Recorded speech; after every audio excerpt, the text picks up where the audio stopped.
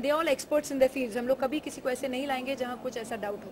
But आपके बहुत सारे फैंस हैं, आप कितने गाइड करेंगे उनको, ऑडियंस को? बहुत सारे लोग चाहते हैं कि आप उनको टिप्स दें, बहुत सारी चीज़ें। मैं डेफिनेटली जितनी मुझे नॉलेज है मैं उतना उनको गाइड करूंगी, लेकिन जहाँ तक कि आई थिंक एक एक्सपर्ट और एक सर्टिफाइड इंसान जब होता है, जब वो लोग कुछ बोलते हैं तो एक सर्टिफिकेशन और एक गारंटी के साथ बोलते हैं, तो वो बहुत एक मायने रखता है। मैं अपने एक्सपीरियंस से बात कर सकती हूँ, लेकिन उन लोग के पास तो क्वालिफिकेशन है, so it's always better that a certified person talks. कोई भी टॉप शो के बाद में जो भी आता है, कोई होता है डिमांड या कुछ है ना, जब कुछ तरह का होता है ना, कुछ मुझे मिल जाए, इस तरह कुछ इनाम मिलेंगे या कुछ पार्टिसिपेंट कुछ जो शो पे आएंगे वो तो आप शो देखेंगे तब आपको पता चलेगा कि किसको क्या बेनिफिट होता है। So when you're talking about social issues, there is a thing that's brewing up these days about, whoever has been entitled to have a Padma Shri or a Padma Bhushan award should not really have a criminal background or something. Do you agree to it? I totally agree. I feel even politicians who have a criminal background or a criminal record should not. I think the constitution should be amended because it is there in the constitution, agreed. But वो ज़माने अलग थे जब हमारे freedom fighters jail जाते थे। यहाँ पे तो आजकल अलग अलग चीज़ों के लिए जेल जाते हैं, बलात्कार के लिए जाते हैं, चोरी के लिए जाते हैं, स्कैंडल के लिए जाते हैं, स्कैम के लिए जाते हैं। उस ज़माने में अलग था, जब कॉन्स्टिट्यूशन बना था तो एक गर्व से इंसान जेल जाता था कि मैं फ्रीडम फाइटर हूँ, मैं आज़ादी के लिए जा रहा हूँ जेल, और वो अलग गर्व की बात थी। आजकल आई डोंट थिंक ऐसा होना चाहिए, तो according to times I think even somewhere our law should change. Listen, thank you very much guys. Thank you madam, good morning. चलो भाई, ये भाई बूम नीचे कर, बूम नीचे कर लो। बूम वाले रेडी रोल और रोलिंग रोलिंग आता था भाई। तुझे सबसे पहले बहुत बहुत मुबारकबाद, आप पल के ब्रांड एम्बेसडर बन गए आप। हाँ, मुझे इस बात की सच में बेहद खुशी है, क्योंकि ये एक ऐसा चैनल है, जब इन्होंने मुझे उसका आइडिया ही सुनाया, मैंने बोला ये मेरे को बिल्कुल अच्छा लगता है, मुझे बहुत सूट करता है।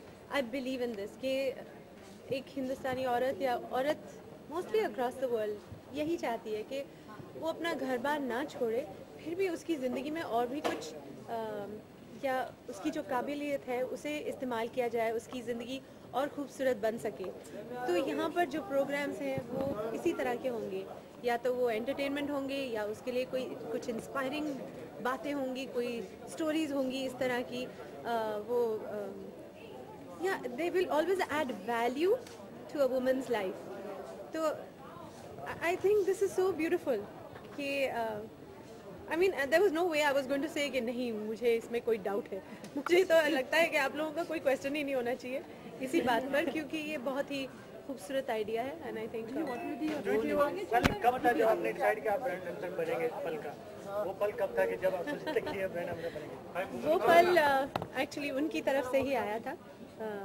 मैं तो समर की छुट्टियां थी, बच्चों के साथ उनके स्कूल बंद थे, तो मैं युगांडा में थी, तो वहाँ पर फ़ोन आया कि Sony is launching a new channel and they like you to be the face of it. तो मैंने बोला क्या तो बताओ तो सही कि क्या है। तो दे सेड ये वुमेन के लिए है, मतलब औरतों के लिए है स्पेसिफिकली, एंड इसमें कोई सास बहू के झगड़े नहीं होंगे, कोई आपस के औरतों की मारामारी नहीं होगी।